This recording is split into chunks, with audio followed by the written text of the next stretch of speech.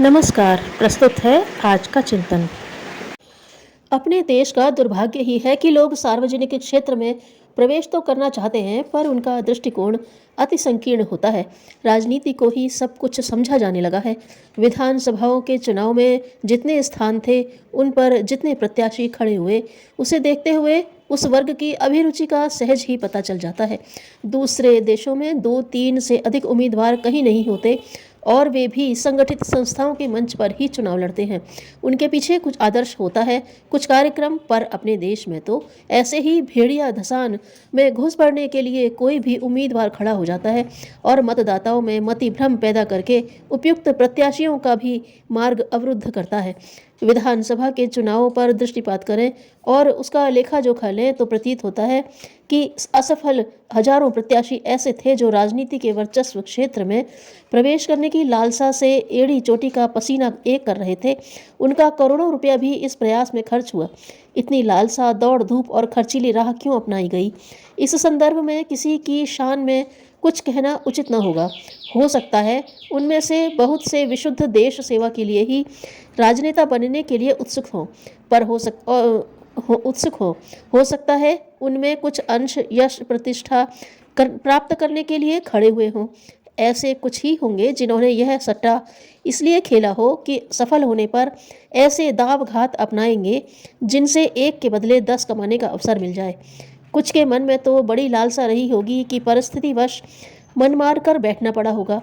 जो हो, इतना तो स्पष्ट है कि कितने ही प्रतिभाशाली लोगों की लालसा सार्वजनिक क्षेत्र में आने के लिए, लोक नेता बनने, यश सम्मान पाने का, सेवा साधन का कोई भी प्रयोजन हो सकता है, या इन सबका मिला जुला स्वरूप भी ऐसा हो सकता है जो इस क्षेत्र में आगे बढ़ने के लिए लालसा उत्पन्न करे।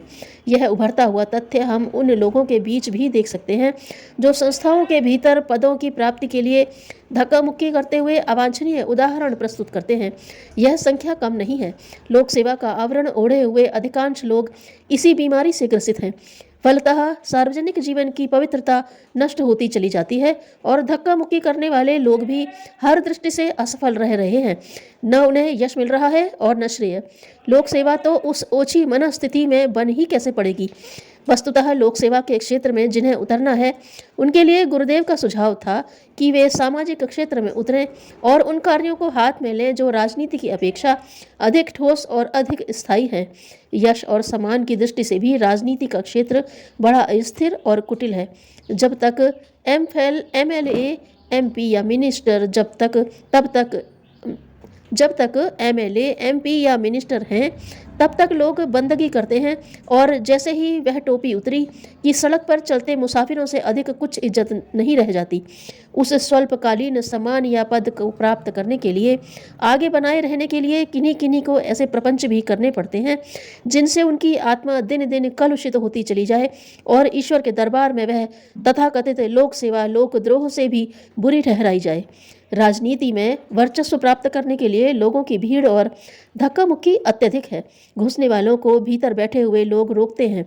भीड़ वाली गाड़ी में पायदान पर लटके हुए चलने का जोखिम उठाने की अपेक्षा यह अच्छा है कि कम भीड़ वाला वाहन पकड़ा जाए, भले ही वह देर में पहुंचे। भारत का सामाजिक क्षेत्र ऐसा है जिसमें लोक मंगल के लिए बहुत कुछ करने को पड़ा है और जिसमें काम करने की बहुत गुंजाइश है।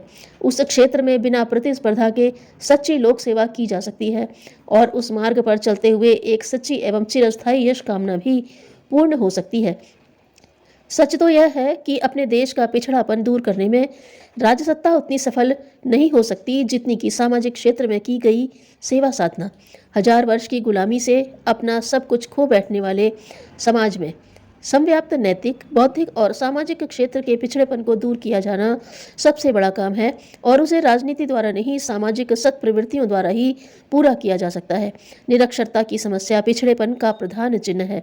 सरकारी स्कूलों में नगण्य सी बाल संख्या शिक्षण पा रही है। प्रौढ़ और महिलाओं को मरने तक ऐसे ही निरक्षर रहने के लिए नहीं छोड़ा जा सकता। सरकार वर्तमान स्कूलों को चलाने में ही चरमरा रही है। प्रौढ़ों को प्रशिक्षित करने में सरकारी खर्चीली योजनाएं इतने टैक्स लगा देंगी कि उसे वहन करने से तो निरक्षर रहना ही पसंद करेंगे। यह कार्य शिक्षितों में सेवा भावना उत्पन्न करके गली गली, गांव गांव, मोहल्ले मोहल्ले प्रौढ़ पाठशालाएं चलाकर ही पूरा किया जा सकता है। काम धंधे में लगे हुए लोग अवकाश के समय में अपनी शिक्षा वृद्धि कर सकें, इसके लिए रात्रिकालीन तथा प्रभातकालीन स्कूलों की हर जगह भारी आवश्यकता है। खर्चीली विवाह शादियां समाज की आर्थिक और नैतिक दुर्दशा का बहुत बड़ा कारण है। शादियों पर आने वाला कुल खर्च अरबों खरबों रुपए हो जाता है। यह धन औसत भारतीय को या तो बेईमानी से जुटाना पड़ता है या रोटी, कपड़े, दवा, शिक्षा जैसी जरूरी कामों में कमी करके। जो कर्ज लेते हैं वे और भी अधिक दुर्दशाग्रस्त होते हैं। हजारों लड़कियां अविवाहित रह जाती हैं, बूढ़ों को ब्याही जाती हैं या फिर आत्महत्या करती हैं। खर्चीली शादियों की कुरीति मिटाने से जो पैसा बचेगा उसे यदि कृषि, उद्योग आदि में लगाया जा सके तो अपने देश की संपन्नता अमेरिका से भी अधिक बढ़ी चढ़ी हो सकती है। आमदनी बढ़ने का तभी कुछ लाभ है जब अपव्यय रोके जा सके, अन्यथा आर्थिक तंगी यथावत बनी रहेगी। शादियों में होने वाला वर्तमान अवांछनीय खर्च यदि न रुका तो देश को चिरकाल तक ऐसी ही आर्थिक तंगी में पड़ा रहना होगा, भले ही आमदनी कितनी ही क्यों न बढ़ जाए। नशों को ही लीजिए, नशों को ही लीजिए। लगभग हजारों करोड़ रुपया प्रतिदिन नशा करने में ही नष्ट होता है। यदि यह बचाया जा सके तो धन से स्वास्थ्य, शिक्षा आदि की न जाने कितनी समस्याएं हल हो सकती हैं और स्वास्थ्य बिगड़ना, पैसे की तंगी रहना, गृह कलह, अपराधी प्रवृत्ति जैसे उसके साथ जुड़ी हुई बुराइयों से बचा जा सकता है। पर्दा प्रथा के कारण नारी वर्ग की आधी जनसंख्या अपंग, अपाहिज जैसी बनाकर रख दी गई है। इस कुरीति को यदि मिटाया जा सके तो दूनी श्रम शक्ति, बुद्धि शक्ति तथा दूनी प्रतिभा राष्ट्रीय प्रगति में योगदान दे सकती है। उपार्जन बढ़ सकता है और समुन्नत वातावरण बन सकता है। छुआछूत ने जन समाज के एक बड़े भाग को मानवीय अधिकारों से वंचित करके उन्हें पिछड़ी स्थिति में पड़े रहने के लिए विवश कर रखा है। उनका असंतोष और पिछड़ापन दोनों ही राष्ट्रीय प्रगति में भारी बाधक है। अपने समाज पर लगे हुए इस कलंक को धोया जाना आवश्यक है। जाति पाति के नाम पर हजारों टुकड़ों में बंटे बिखरे अपने अगठित समाज को फिर एकता और समता के सूत्र में बांधने की आवश्यकता है। सरकारी कानून तो हर बुरे काम के विरुद्ध बन पड़े हैं, पर उनके रहते हुए भी सब कुछ होता रहता है। छुआछूत और ऊंच नीच का भेदभाव मिटाने के लिए कानून बन जाना ही सब कुछ नहीं, उसके लिए अभी वातावरण बनाने के लिए बहुत काम करना होगा। गृह उद्योगों के अभाव में महिलाएं तथा वृद्ध लोग सर्वथा अनुत्पादक बनकर जीते हैं। उन्हें कुछ काम मिले तो आर्थिक स्थिति सुधरे और बच्चों की शिक्षा तथा पौष्टिक आहार के साधन जुटे। इस दिशा में आवश्यक नहीं कि सरकार ही सब कुछ करे, सामाजिक क्षेत्र में भी इस दिशा में बहुत कुछ किया जा सकता है। गौ रक्षा यदि सचमुच करनी हो तो गौ दुग्ध की वरिष्ठता तथा उपयोगिता से सर्वसाधारण को परिचित करना पड़ेगा और जो लोग गौ रस लेना चाहते हैं उनके लिए उपलब्ध कराने का एक विशाल तंत्र खड़ा करना होगा। उन्हें गाय की उपयोगिता बता देने पर एक ठोस आर्थिक कारण बन जाएगा, गौरक्षा संभव हो जाएगी। साहित्य क्षेत्र में आज कूड़ा करकट ही छपा और बेचा जा रहा है। इसे निरस्त करने के लिए उसके स्थान पर ऐसा साहित्य सर्वसाधारण के लिए उपलब्ध कराना होगा जो प्रगतिवादी दृष्टिकोण विकसित कर सके। चित्र और पुस्तकों में भरी अश्लीलता पर कुठाराघात किया जाना नैतिक मूल्यों की रक्षा के लिए नितांत आवश्यक है। इस दिशा में सृजनात्मक वस्तुएं उपलब्ध करने की वास्तविक प्रगति को ध्यान में रखते हुए अत्यधिक आवश्यकता है।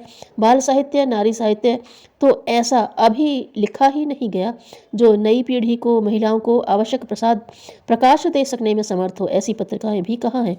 सामाजिक क्षेत्र में नेतृत्व करने वाले प्रभावशाली पत्रों का भी एक प्रकार से अभाव ही है। राजनीति का ढोल पीटने वाले अखबारों की ही भरमार है, जबकि इस देश में सामाजिक आंदोलनों को प्रोत्साहित करने की राजनीति से भी 1000 गुनी अधिक आवश्यकता है। समय की पुकार है कि इस आवश्यकता को पूरा किया जाए। अन्न की कमी, पौष्टिक आहार की न्यूनता को देखते हुए शाक और फलों का उत्पादन आज की एक महती आवश्यकता है। सप्ताह में एक समय शाकाहार की परंपरा चल पड़े तो उससे स्वास्थ्य लाभ के अतिरिक्त अन्न की बचत भी हो सकती है। बड़ी दावतें और अनाप शनाप जूठन छोड़ने के विरुद्ध आंदोलन करके भी अन्न की बर्बादी का एक बड़ा भाग बचाया जा सकता है। घर आंगन में फूल एवं शाक उगाने की प्रथा चल पड़े तो उससे जहां सृजनात्मक प्रवृत्ति बढ़ेगी वहां घरों की शोभा और शाक खरीदने की बचत भी होगी। गांव में मलमूत्र तथा गोबर कूड़े का सदुपयोग सिखाया जा सके तो स्वच्छता की वृद्धि तथा उपलब्ध खाद से अन्न का उत्पादन बढ़ सकता है। ऐसे छोटे किंतु महत्वपूर्ण कार्य राष्ट्रीय प्रगति में भारी सहायक सिद्ध हो सकते हैं। पुस्तकालय शिक्षित वर्ग की ज्ञान वृद्धि के लिए अति उपयोगी माध्यम है। हर व्यक्ति सभी जीवन उपयोगी पुस्तकें खरीदने की व्यवस्था नहीं जुटा सकता। पुस्तकालयों से इस अभाव की पूर्ति होती है। विचारोत्तेजक साहित्य वाले पुस्तकालय तथा चल पुस्तकालय लोक चिंतन में प्रखरता लाने की आवश्यकता पूरी करेंगे।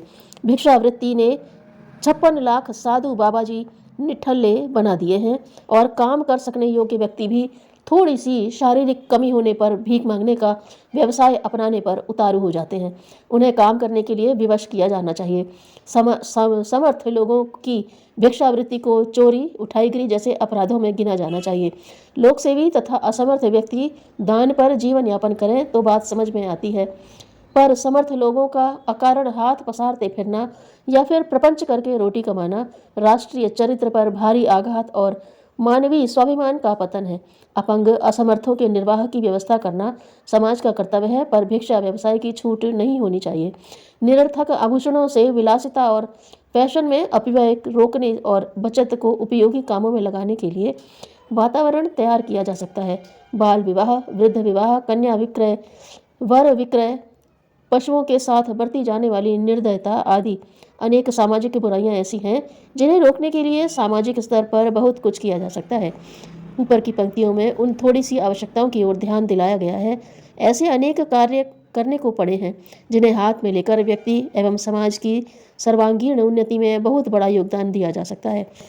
ऐसे आंदोलनों को, रचनात्मक कार्यक्रमों को हाथ में लेने के लिए यदि संगठित प्रयास किए जाएं तो निसंदेह सच्ची लोक सेवा हो सकती है।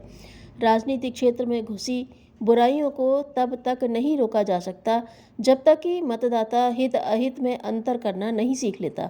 वोट को राष्ट्र की परम पवित्र धरोहर समझकर उसे सही व्यक्तियों को देने के लिए सजग नहीं हो जाता। इसके लिए व्यापक लोक शिक्षण की आवश्यकता है। प्रजातंत्र में राजसत्ता की कुंजी मतदाता के हाथ में रहती है। भ्रष्ट राजनेताओं से भी सामयिक रूप से लड़ा जा सकता है, पर उसका आध्यात्मिक समाधान मतदाता के, जनता के हाथ में ही है। सो उसी को जागृत किया जाना चाहिए। जन जागरण का प्रयोजन वे कर सकते हैं जो अपने उज्जवल चरित्र एवं निस्वार्थ सेवा साधना से लोकमानस में अपने लिए गहरा सम्मान और स्थान बना लें। जो इसके लिए साहस कर सकते हैं, लोक श्रद्धा और यशस्विता उन्हीं के गले पड़ती है और वे ही सच्चे नेता कहलाने के अधिकारी बनते हैं। इन्हीं रचनात्मक कार्यक्रमों को लेकर युग निर्माण योजना चल रही है। सच्ची सेवा साधना के इच्छुक व्यक्तियों को उसका विशाल कार्यक्षेत्र तैयार किया हुआ है। उसका आधार भारतीय धर्म और संस्कृति के अनुरूप तथा युग की पुकार से ओतप्रोत रहने के कारण जनता ने उसे सराहा ही नहीं, स्वीकार भी किया है। राजनीतिक वर्चस्व प्राप्त करने के लिए लालायित लोग यदि लोक मंगल की सेवा साधना सामाजिक स्तर पर करने लगे तो देश का कितना बड़ा उपकार हो और उन उमंगों का भी सदुपयोग हो जो राजनीति में इधर उधर धक्के खाती हुई भ्रमित एवं अस्त व्यस्त होती रहती है। यदि लोक सेवा में निरत रहकर जनता की सच्ची श्रद्धा अर्जित कर ली जाए तो राजनेता बनने में कुछ कठिनाई नहीं रहती, पर यूँ उछल कूद के आधार पर यदि राजनेता बन भी जाया जाए तो उसमें स्थिरता कहाँ रहती है। स्वर्ग और मुक्ति का आनंद इसी जीवन में संभव है। सबके हित में अपना हित भी समाहित है। धन्यवाद।